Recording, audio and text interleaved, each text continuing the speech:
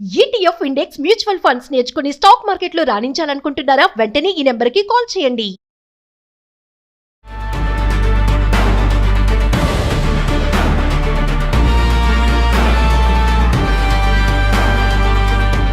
నమస్తే, welcome to Suman TV. Present మనతో పాటు ఉన్నారు సైకాలజిస్ట్ విజయ సింగం గారు. నమస్తే మ్యామ్. నమస్తే మ్యామ్. మేడం, మనం కొన్ని రిలేషన్షిప్ టాపిక్స్ గురించి మాట్లాడుకుంటున్నాం కదా, అందులో నేను ఈరోజు కొన్ని టాపిక్స్ తీసుకొచ్చాను.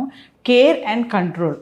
అంటే నిజమైన ప్రేమను ఎలా గుర్తించాలి? ఈ కేర్ కంట్రోల్ అనేది ఎంతవరకు ఇంపార్టెన్స్ అంటారు? ఒకసారి మాట్లాడు. అంటే ఇది ఓన్లీ మనము కపుల్స్నే తీసుకుందాం, వైఫ్ అండ్ హస్బెండ్ అక్కడ వరకు మాట్లాడుకుంటే. Sure madam. సో ఇక్కడ కేర్ కంట్రోల్ అంటున్నాం కదా, మనకి caring is very important as well as మళ్ళీ కంట్రోల్ కూడా. కంట్రోలింగ్ ఫ్యాక్టర్ అనేది ఏ లిమిట్స్లో ఉండాలి అనేది కూడా, అంటే కంట్రోల్ ఈజ్ మానిటరింగ్ అని అంటాం. వైఫ్ అండ్ హస్బెండ్ రిలేషన్షిప్లో ఓన్లీ కేరింగ్ ఉంటూ మానిటరింగ్ అనేది లేదు అంటే, I'm not saying control, I will come to that, నేను వస్తాను కంట్రోల్ అని. మానిటర్ అనేది చేయకుండా ఓన్లీ కేరింగ్గా వెళ్తున్నప్పుడు ఏమవుతుందంటే, ఆ రిలేషన్షిప్లో ఎక్కడో ఒక చోట ఫ్లిప్ అనేది గమనిస్తూ ఉన్నాం. ఎందుకంటే చాలామంది కపుల్స్ రావడము, రకరకాల ఇష్యూస్ అనేవి మనకు అడ్రస్ చేయటం జరుగుతోంది. వాళ్ళు ఏంటంటే వాళ్ళ స్పేస్ వాళ్ళు తీసుకొని, సరేలే అని ఎక్కువ స్పేస్ తీసుకొని వాళ్ళ పనులు వాళ్ళు చేసుకుంటూ, వాళ్ళ ప్రయారిటీస్ వాళ్ళు తీసుకుంటూ సమ్ ఫ్లర్టింగ్స్ అని ఫాలో అవుతున్నారు మేడం. జెంట్స్ అయినా కానీ ఏదో ఒక స్పేస్ వచ్చింది అంటే, it's not a kind of illegal relationship or serious relationship, but flirtings చేసుకుంటున్నారు. అలా చేస్తున్న క్రమంలో ఇప్పుడు wife and husband, for suppose husband flirtings చేసుకుంటూ తన స్పేస్ ఏదో తను తీసుకుంటూ, లేదా ఫ్రెండ్స్తో ఆక్యుపై అయిపోయి ఉంటే, వీళ్ళిద్దరు కూడా జాబ్ హోల్డర్స్ మోస్ట్లీ అవుతున్నారు మనకి. వాళ్ళు వచ్చి తనకంటూ ఒక స్పేస్ ఇవ్వనప్పుడు తను కూడా ఏంటంటే ఆలోచిస్తోంది, ఏదో ఒకటి నాకంటూ ఒక emotional support or some kind of reliable person to share ఏదో ఒకటి అని. అట్లా అయ్యేటప్పటికి ఏంటంటే ఫ్లర్టింగ్స్ వెళ్ళిపోతున్నాయి.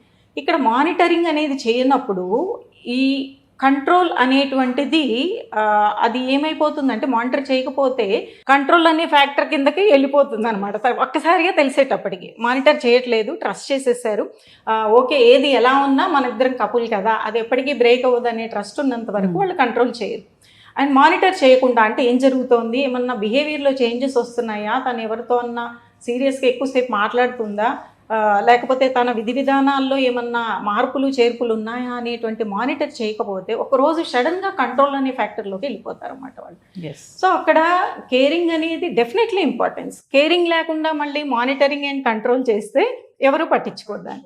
ఎందుకు, నా గురించి నీకేమీ తెలుసు, అసలు నేనేం కష్టపడుతున్నాను, నా నీడ్స్ ఏంటి, ఇవన్నీ నీకు అర్థం చేసుకోకుండా మానిటరింగ్ అంటావు, కంట్రోల్ అంటావు, ఇప్పుడు సడన్గా గుర్తొచ్చానా నేను, ఇవన్నీ కనిపిస్తున్నాయా, నేను పడిన బాధలు కనిపించలేదా, నేను నీ దగ్గరికి అప్రోచ్ అయినప్పుడు, నేను అడిగినప్పుడు నువ్వేమన్నా నా మొహంలోకి చూసావా, అసలు పో అన్నావు, లేకపోతే అసలు పట్టించుకోలేదు అని ఇలా వస్తుంది. సో కేరింగ్ అనేది the first step and the respect factor. So ఒకళ్ళకొకళ్ళు మ్యూచువల్ రెస్పెక్ట్ ఇచ్చుకుంటూ కేర్ చేసుకుంటూ వెళ్ళే క్రమంలో మానిటరింగ్ ఈజ్ ఇంపార్టెంట్. ఎలాగైతే పేరెంట్స్ చిల్డ్రన్ని మానిటర్ చేస్తారో, అలాగే వైఫ్ అండ్ హస్బెండ్ కూడా మ్యూచువల్గా రెస్పెక్ట్తోని మానిటర్ ఇన్ ద సెన్స్ రోజుగా ఏదో సస్పెక్టివ్గా కాదు, అసలు ఓవరాల్గా ఏం జరుగుతోంది, తన నీడ్స్ ఏంటి, తన రిలేషన్షిప్స్ ఎలా వెళ్తున్నాయి అనేటువంటి లిటిల్ మానిటరింగ్ చేస్తే అది మనకి కంట్రోల్ దాకా వెళ్ళదనమాట. మనం ఒక్కరోజు సడన్గా కంట్రోల్ చేసేసి నువ్వు అలా చేయటానికి వీల్లేదు, నాకు ఇది చూపించు అది అంటే అది వర్కౌట్ అవ్వదు. అంటే మేడం, కేర్ తీసుకోకుండా కంట్రోల్ చేయడం అనేది తప్పు అంటారు? అసలు అవ్వదు మేడం. అక్కడ తప్ప కాదా అనేది పక్కన పెడితే మనకి ఎవరు ఒప్పుకోరు. అసలు హ్యూమన్ నేచర్లో మనకు కావాల్సింది ఏంటి అనేది అడ్రస్ చేసినప్పుడు, వాళ్ళు పట్టించుకోకుండా ఉన్నప్పుడు, నేను కంట్రోల్ చేస్తా, నిన్ను మానిటర్ చేస్తా, నువ్వేం చేస్తున్నావు అన్నీ నేను చూస్తూ ఉంటా అంటే ఎవరు ఒప్పుకోరు. సో ఎక్కడ నీకు హక్కు ఉంది, నన్ను ఏంటి అనేది నాకు అర్థం చేసుకొని నా స్థానంలోకి వచ్చి, పోనీ నేను అడిగినప్పుడు అన్నా, నేను చెప్తున్నాను ఇది నాకు కావాలి, లేకపోతే నీ నుంచి ఇది కావాలి అని అడిగినప్పుడు నువ్వు ఏంటి అని అర్థం చేసుకొని ఈరోజు కాకపోతే ఇంకో రోజన్నా నాకు రెస్పాండ్ అవ్వాలి. అప్పుడు definitely you have right for monitor. నువ్వు హస్బెండ్వి చూడాలి, అలాగే నేను కూడా నీకు ఎలా వెళ్తున్నావు, నీ బిహేవియర్ ఏంటి, ఇక్కడున్న లోటుపాట్లని ఇంకెక్కడన్నా చూస్తున్నావా ఏంటని నేను చూస్తా, that is okay. But caring అనేది లేకుండా నేను చేసిన, అంటే వైఫ్ చేసిన హస్బెండ్ చేసిన కేరింగ్ అనే పార్ట్ లేకుండా మినిమం రిక్వైర్మెంట్స్ ఏంటి హస్బెండ్కి వైఫ్కి, తన నీడ్స్ ఏంటి, తన ఎమోషనల్ నీడ్స్ ఏంటి అనేది చూసుకుంటే కనుక then it comes monitor and కంట్రోల్కి అవసరం ఉండదు అనమాట. కొంతమంది మేడం కేర్ చేస్తారు, అంటే అన్ని తెచ్చిస్తారు, ఏం కావాలో అయితే తెస్తారు, ఎక్కడ కావాలో అక్కడ తీసుకెళ్తారు. కానీ మీరు అన్నా చూసారు ఈ మానిటరింగ్ కంట్రోలింగ్ అవి పట్టించుకోరు. మరి అది నిజంగా మనం definitely we have to address this. ఎందుకంటే చాలా జెన్యూన్గా ఉంటారు కొంతమంది హస్బెండ్స్ కూడా. వాళ్ళు ఏంటంటే మంచి లవ్ మ్యారేజ్ చేసుకున్న కపుల్స్ కూడా నా దగ్గరకు వచ్చిన వాళ్ళలో ఇంకేంటి ఆ అమ్మాయి నా వైఫ్ అయిపోయింది కదా, ఇంకా హ్యాపీ కదా. సో అంటే స్ట్రాంగ్గా ఉన్న రిలేషన్షిప్ బ్రేక్ అవ్వట్లేదు, వీళ్ళు ఓకే ఏంటంటే ఫ్రీ అయిపోతున్నారు. ఆ అమ్మాయిని లవ్ చేసా, కష్టపడ్డాను, మ్యారేజ్కి కష్టపడ్డాను, వచ్చేసింది, ఇంకేంటబ్బా ఇంకేం మార్పు ఉండదు కదా అని చెప్పి వాళ్ళ ఫ్లోలో వాళ్ళు వెళ్ళిపోతున్నారు. బట్ ఎప్పుడైతే వైఫ్ అండ్ హస్బెండ్ రిలేషన్షిప్ అది లవ్ మ్యారేజా లేకపోతే ఇదా అనేది రెస్పెక్ట్ ఆఫ్ దట్, ఒక రిలేషన్షిప్లోకి ఎంటర్ అయిన తర్వాత ఆ కేరింగ్ ఉన్నా కూడా ఏం జరుగుతుంది అనేటువంటి little monitoring is important. With respect I'm saying monitoring definitely కావాలి. ఎందుకంటే ఈ మధ్యలో ఏ నీడ్స్ ఫుల్ఫిల్ అవ్వట్లేదో, వీళ్ళిద్దరికీ ఉన్నటువంటి మ్యూచువల్ కనెక్షన్లో ఎక్కడ లోటుపాట్లు ఉన్నాయో, ఏవి ఇద్దరు ఎక్నాలెడ్జ్ చేసుకోవట్లేదు అనేది ఎక్కడో ఒక చోట లోపం ఉన్నప్పుడు మానిటర్ చేయకపోతే డెఫినెట్లీ వీళ్ళు అదర్ ట్రాప్స్లో పడిపోతారన్నమాట.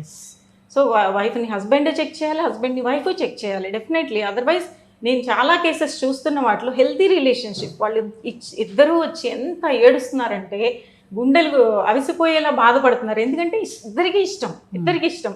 ఎక్కడ గ్యాప్ వచ్చిందంటే ఈ అమ్మాయి చెప్పడంలో తను ఫ్లర్టింగ్స్ అవి చేస్తున్నాడు మేడం, ఎట్లా అంటే అట్లా టెక్స్ట్లు అవి ఉంటున్నాయి, అది చూస్తున్నాను, నేను వచ్చేసేటప్పటికి నేను నిద్రపోతున్నారు, నేను పొద్దున్న రెడీ అయిపోయి వెళ్ళిపోతున్నాను, ఏంటి నేను ఎంత బాధపడుతున్నాను, నాకేం కావాలి అనేది అడ్రస్ చేయట్లేదు.